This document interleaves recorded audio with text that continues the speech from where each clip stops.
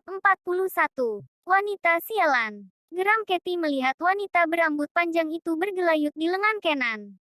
Tangan Katie mengepal kuat. Pandangannya masih terpancak pada pasangan yang berada di ujung sana. Walau Ken tampak tanpa ekspresi, namun wajah wanita berambut panjang itu begitu senang. Membuat Katie makin kesal. Katie.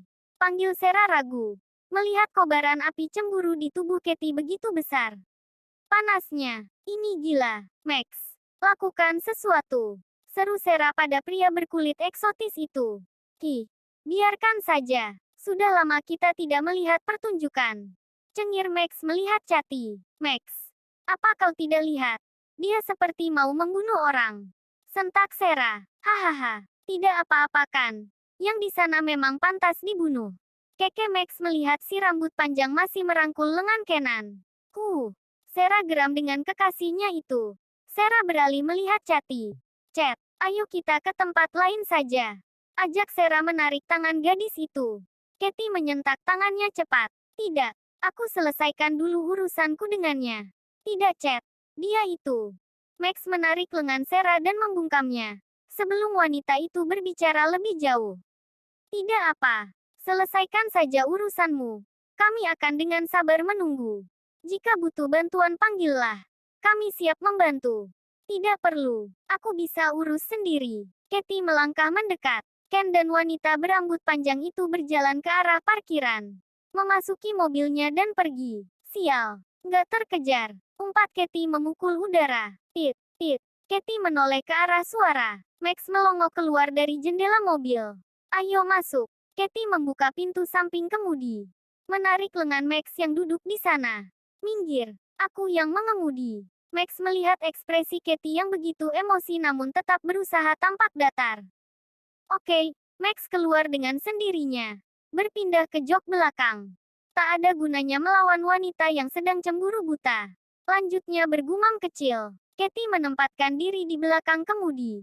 Dia bersiap menyusul suaminya dengan wanita berambut panjang itu. Setidaknya, aku harus melukai hidungnya hingga berdarah. Agar kesalku ini hilang. Pikir Katie. Dan Om Kenan. Siap-siap saja kau malam ini. Aku enkan. Gadis itu mulai membawa mobilnya dengan kecepatan tinggi. Berzigzag melewati beberapa mobil lain di jalanan. Cat, pelankan lajunya. Kita bisa dikena tilang jika begini. Seru Sarah bergidik dengan tangan yang menggenggam erat pegangan. Tak mendapat respon dari Katie. Sarah berpindah melihat ke jok belakang. Max, lakukan sesuatu. Apa sih? Duduk diam di situ. Desis Sarah kembali melihat ke depan. Aku masih ingin hidup Tuhan. Mobil Katie berhenti di basemen apartemen Kenan. Katie segera berhambur keluar. Melihat Ken dan wanita itu memasuki lift. Sialan, umpat Katie. Jangan sampai aku terlepas lagi. Gumam Katie berlari mengejar, hingga dia tepat berada di depan lift yang tertutup. Ken dan Katie sempat beradu pandang. Wajah Ken tampak sangat terkejut. Sit, umpat Katie memukul udara menampakkan deretan gigi putihnya saking geramnya. Hei, kemari. Lift ini kosong. Panggil Max yang sudah berada di ambang pintu lift sebelah. Tentu dengan wajah bersemi ceria. Tanpa basa-basi lagi, Katie masuk ke dalam lift. Langsung menekan tombol lantai 11 di mana kamar Ken berada. Begitu pintu lift terbuka di lantai 11, Katie berjalan ke pintu rumah Kenan. Membuka passwordnya, Katie melangkah masuk. Sampai di dalam, Chad mendapati wanita berambut panjang itu duduk di ruang tamu.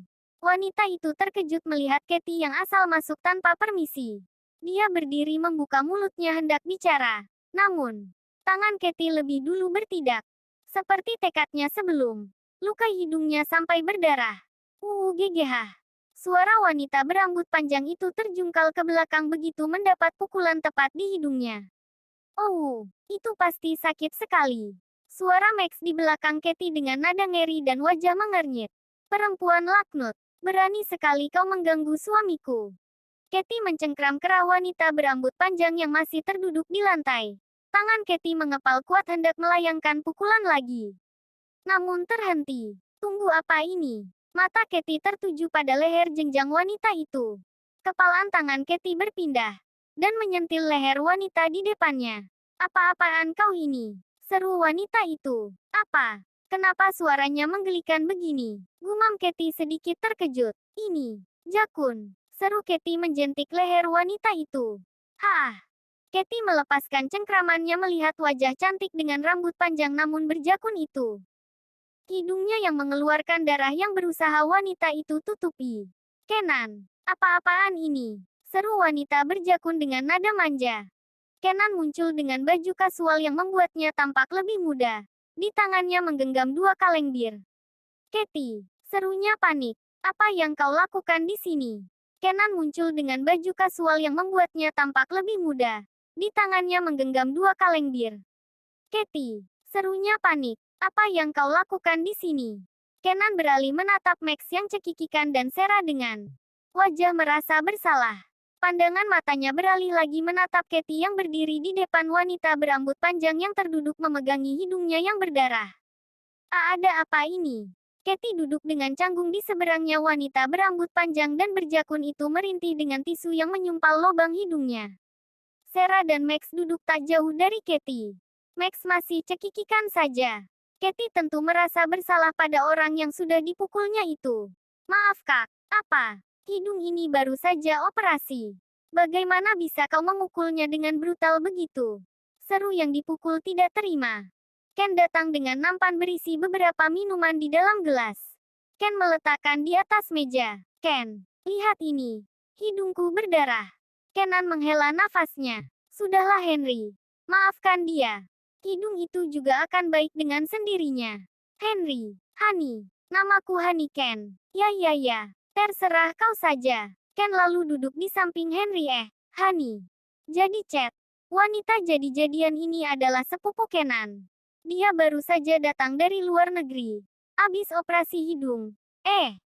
Malah kamu pukul. Ahahaha. Max menjelaskan dengan diakhiri tawa geli. Apa kau bilang? Max sialan. Kau sudah tahu kenapa tidak kau cegah. Kau sengaja mau merusak kecantikanku kan? Kuahahaha. Tawa Max. Katy membuang nafas berat. Tentu saja dia sangat merasa bersalah. Dia tidak pernah berpikir jika mungkin saja Henry adalah sepupu Kenan. Yang Katy tahu dari data yang berhasil Kai dapat. Ken tak memiliki sepupu atau saudara perempuan. Kalau laki-laki memang ada. Tapi siapa sangka dia akan berpenampilan secantik ini. Katy mendekat sambil bersujud di depan wanita jadi-jadian itu. Tangannya dia tangkupkan di depan dadanya. Maafkan aku kak. Sungguh. Aku tidak tahu. Aku pikir. Mohon Katy menyesal. Henry atau Hani itu membuang muka ke samping. Max tertawa terpingkal di sudut sana. Katy langsung melirik sadis padanya. Sarah dengan segera memukul ringan lengan pacarnya itu. Hentikan. Hahaha. Iya. Hahaha. Kak. Ini semua tak lepas dari Max. Dia sama sekali tidak memberitahuku. Juga tidak mencegah. Dia malah memberikan aku jalan. Ucap Katy dengan wajah yakin yang memohon. Sialan kau Max. Ken mengulas senyum geli. Dia menatap Katy yang juga melihatnya dengan rasa bersalah sudah melukai saudaranya. Bangunlah. Ken menarik lengan Katy hingga gadis itu terduduk di sampingnya. Hidungku. Keluhani menyentuh hidungnya. Dengan sengit melirik pada Cathy. Kau. Awas saja. Kau harus ganti rugi jika hidungku jadi rusak. Iya kak. Aku pasti akan menggantinya. Apa kakak mau hidungku? Aku akan memberikannya. Ucap Katy antusias. Kuahahaha. Max sudah tak bisa lagi mengontrol diri. Henry langsung menatap tajam padanya. Sialan kau. Ken. Lihat dia. Kenapa dia selalu begitu padaku? Aduh Hani manja pada Kenan. Sudahlah. Kau pulang sana. Aku sudah menuruti semua yang kau mau. Pulanglah. Tidak mau. Ibu bisa membunuhku jika aku pulang dalam wujud seperti ini. Lalu kau mau bagaimana? Aku mau tinggal di sini. Apa? Suara Ken dan Katy bersamaan. Bab 42. Di meja makan keluarga Malvin. Kai makan dengan lahap. Gadis itu menjejalkan apa saja ke mulutnya. Wins. Malvin dan Embun menatap padanya dengan heran. Kai. Panggil Embun. Kai menoleh. Mengangkat wajahnya. Kau baik-baik saja. Angguk Kai. Lalu melanjutkan makannya. Embun dan Malvin saling berpandangan. Kak. Kau bisa sakit jika makan begitu. Suara Qian melihat Kai makan begitu lahap. Kakak lapar Ki. Seharian ini belum sempat makan. Kakak terlalu sibuk kuliah hingga lupa. Hahaha. Semuanya menatap prihatin padanya. Sungguh, aku tidak apa-apa. Kai menatap keluarganya satu persatu. Ya, baiklah. Aku akan berhenti makan. Ucap Kai. Meletakkan sendoknya. Kayla berdiri di pinggiran kolam di samping rumah. Di sana dibuat pancuran yang membuat air bergemericik. Rasanya tenang melihat birunya air yang jernih. Kayla menoleh. Malvin berjalan mendekat dengan senyuman di wajahnya. Ya, apa yang terjadi tadi siang? Dedi terkejut tiba-tiba saja kau minta beberapa bodyguard padaku. Aku bertemu dengan Man Daniel. Mendengar Kai bertemu dengan Daniel tentu saja hati Malvin tergerus. Entah apa lagi yang pria itu lakukan untuk menyakiti keluarganya. Lalu, Kai mengeluarkan undangan berwarna merah dari sakunya. Menyodorkannya pada Malvin. Malvin mengambilnya. Membuka dan melihat undangan pertunangan Gara. Malvin bernafas berat. Apa yang akan kamu lakukan? Aku akan datang. Malvin langsung menoleh pada Kai. Menatap wajah cantik anak sambungnya dari samping. Biar Dedi antar. Kai menoleh untuk melihat wajah Dedinya. Tidak Dat, aku bisa sendiri. Dedi tidak mengizinkanmu pergi jika sendiri. Biarkan Dedi mengantarmu atau tidak pergi sama sekali. Kai menatap tajam Dedinya. Begitupun dengan Malvin tak kalah dengan matanya yang bertekad. Baiklah Dat, kau boleh mengantarku. Tapi, jangan lakukan apapun. Baiklah, aku berjanji. Malam harinya, Kai mengguyur tubuhnya di kamar mandi. Di bawah shower hangat menerpa wajahnya. Menyamarkan tetasan air mata yang jatuh. Rasa sakit di dadanya yang kian menohok membuatnya ingin berhenti bernafas walau sejenak. Kriet. Suara pintu beranda kamar Kai terbuka. Langkah kaki dengan sepatu sneaker berjalan perlahan memasuki ruang kosong itu. Melewati ranjang kamar Kayla. Langkah kaki itu berhenti di depan meja komputer Kai.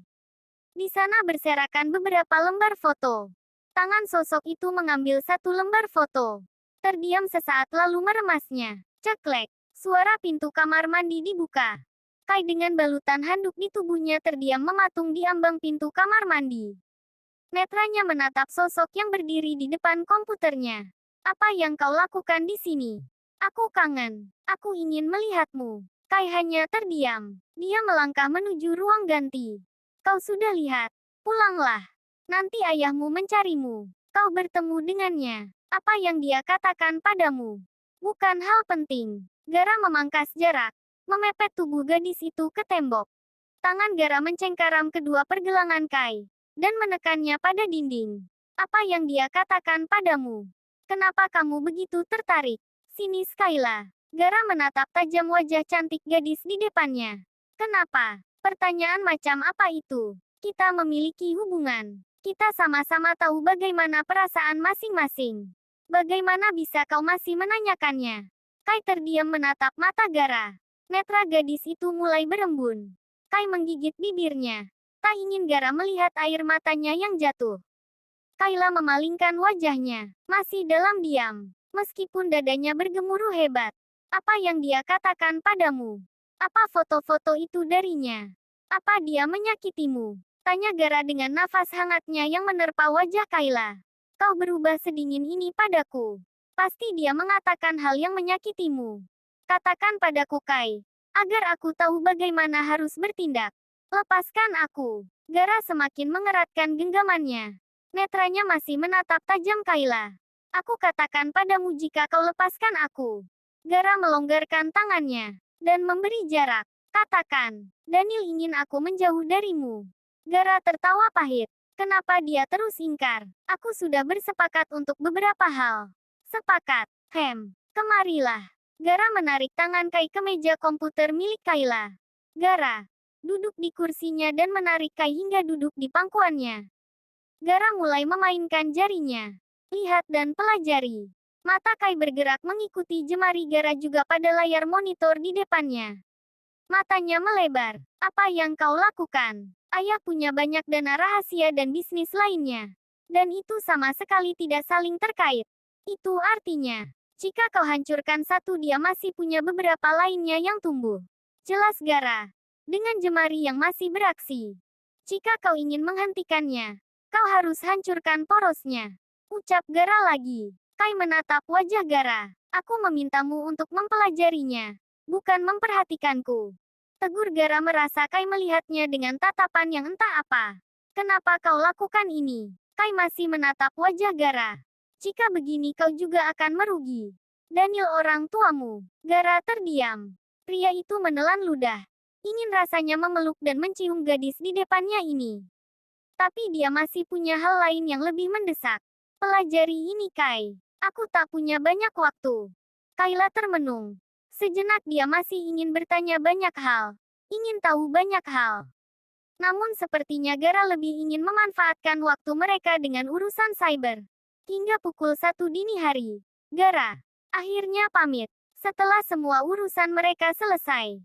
Setelah ini, jangan hubungi aku dulu. Baiklah, aku pergi. Pamit Gara dari atas balkon kamar Kayla. Pria itu bersiap hendak terjun ke bawah. Dia menoleh melihat pada Kai yang masih berdiri di ambang pintu balkon masih dengan lilitan handuk di tubuhnya. Gara melepas jaketnya, lalu menyelimutkannya di tubuh Kayla. Malam ini dingin. Jangan keluar dengan penampilan seperti ini. Gara melangkah mundur, lalu berbalik tepat di pagar pembatas balkon. Gara melompat dan terjun ke bawah. Ada hal yang terlewat Gara. Apakah kau akan tetap bertunangan dengan Sanung jika aku datang? Embun baru saja keluar dari dapur. Setelah dia melakukan pengecekan di restorannya itu. Nyonya, iya Ana, ada yang mencari Anda. Mata Embun menyipit. Siapakah gerangan yang mencarinya? Embun berjalan melewati taman di areal tengah restoran sebening Embun. Di meja yang disebutkan duduk seorang pria. Embun rasa dia mengenalnya. Tuan Daniel. Daniel menoleh. Pria itu tersenyum melihat wajah Hana ada di depannya. Yang kini bernama Embun. Ada apa mencariku? Aku tidak menerima negosiasi untuk keluargaku. Daniel terkekeh. Sebentar lagi Gara akan bertunangan. Itu bukan urusan saya. Kai sudah tahu. Dia akan datang pada hari itu. Kau bajingan. Daniel terkekeh. Aku bisa membatalkannya. Asal kau datang padaku. Mata Embun menyipit. Apa kau sedang membodohiku? Walau aku datang padamu, tak mungkin untuk mereka bersatu. Gara anakmu. Dan Kai juga anakku. Daniel kembali terkekeh. Gara. Bukan anak kandungku. Apa? Mata Embun membulat.